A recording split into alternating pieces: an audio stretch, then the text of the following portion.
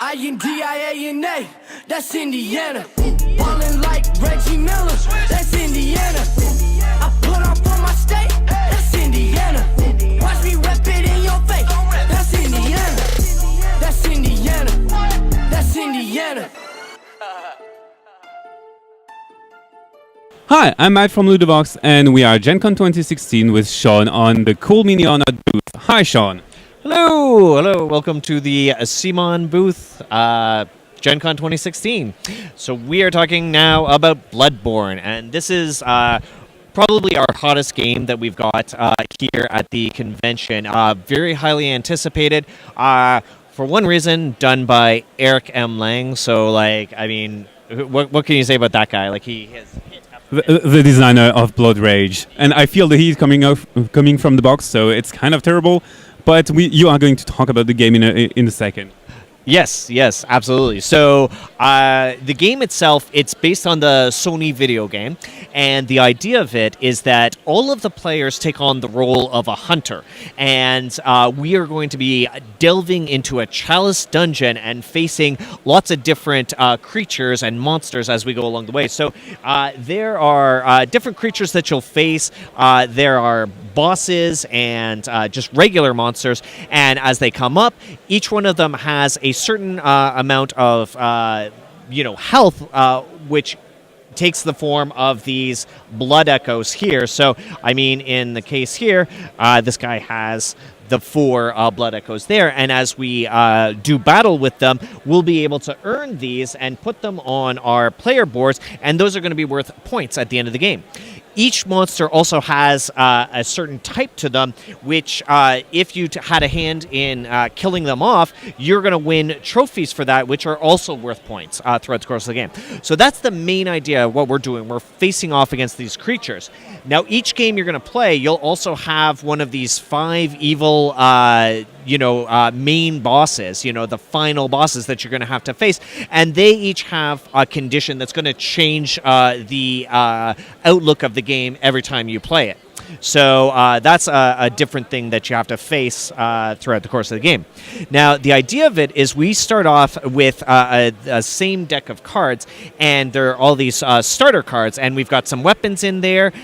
We've got the ability to transform our weapons, and we've got the ability to enter the hunter's dream.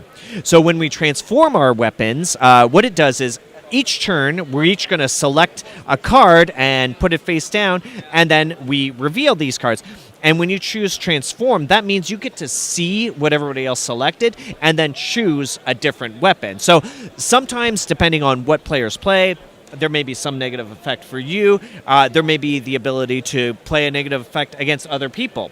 So having that knowledge can be very powerful. So delaying your selection can be a very good move. The Hunter's Dream is a little bit different because throughout the course of the game, we're going to be facing off against these monsters, and they're going to roll these different dice and do damage to us. And anytime you roll a dice that has that symbol on it, that means you have to roll again, and you keep accumulating more and more damage against you. And so we've got these health meters that show what our health is at. We start off with 8 health at the start of the game, and that's going to tick down as we face more and more monsters. And so when we enter the Hunter's Dream, it does a few different things for us. The first thing it does is it allows us to bank our blood echoes. So any of the collected blood echoes are lost if we die. We can you continue to play, but you lose any of the blood echoes you had so far. It also allows you to restore to full health, and it allows you to get an upgrade card. So our starter cards are generally fairly weak, but there is always going to be some upgrade cards that are available for us to pick up, and they are very cool. They're either equipment or ranged weapons or melee weapons, and once you have them, your deck is going to become more powerful, and you'll be better able to face off against these creatures. So Bloodborne is this balancing act between when you want to do battle and get the glory and the blood echoes for facing off against the monsters and get your trophies, all worth points at the end of the game, and when is the right time for you to take a step back, heal yourself up, and upgrade your deck as you go along.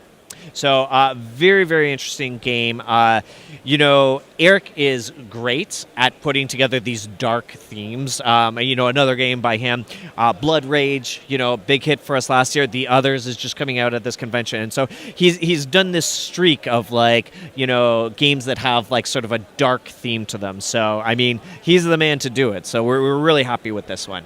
So is it a deck building game? It certainly has deck building elements to it. Your deck is going to be building as you go throughout the course of the game. So it's not a traditional deck building game in the same sense as as one you've come to know, but there is that element to it. So you don't build a hand from it. It's more of a hand building game.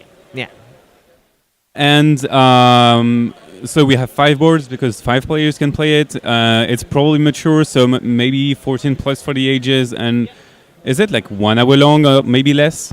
Yeah, it can go anywhere. With experienced players, a game can be played in 30 minutes. It comes down to the face-offs that you're going to have and how long the decisions are being made.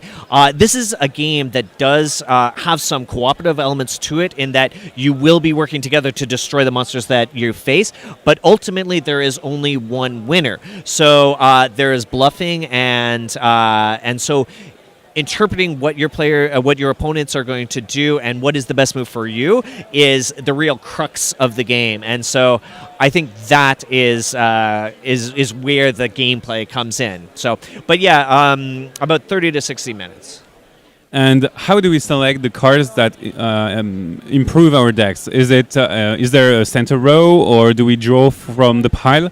Yep. So there is a display of cards that's available. There is one upgrade card for each player that's playing the game, and in a round, multiple players may play an action that will allow them to select an upgrade card, but the upgrade card lineup will only get refilled after the end of the round. So, we both may want the flamethrower, the flame sprayer, because why wouldn't you want one of those? It's a powerful weapon.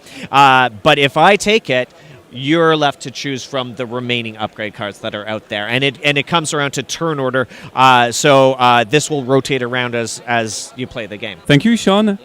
Bye-bye, and see you on Ludovox. INDIANA, that's Indiana. Ballin' like Reggie Miller, that's Indiana. I put on for my state, that's Indiana. Watch me rep it in your face, that's Indiana. That's Indiana, that's Indiana.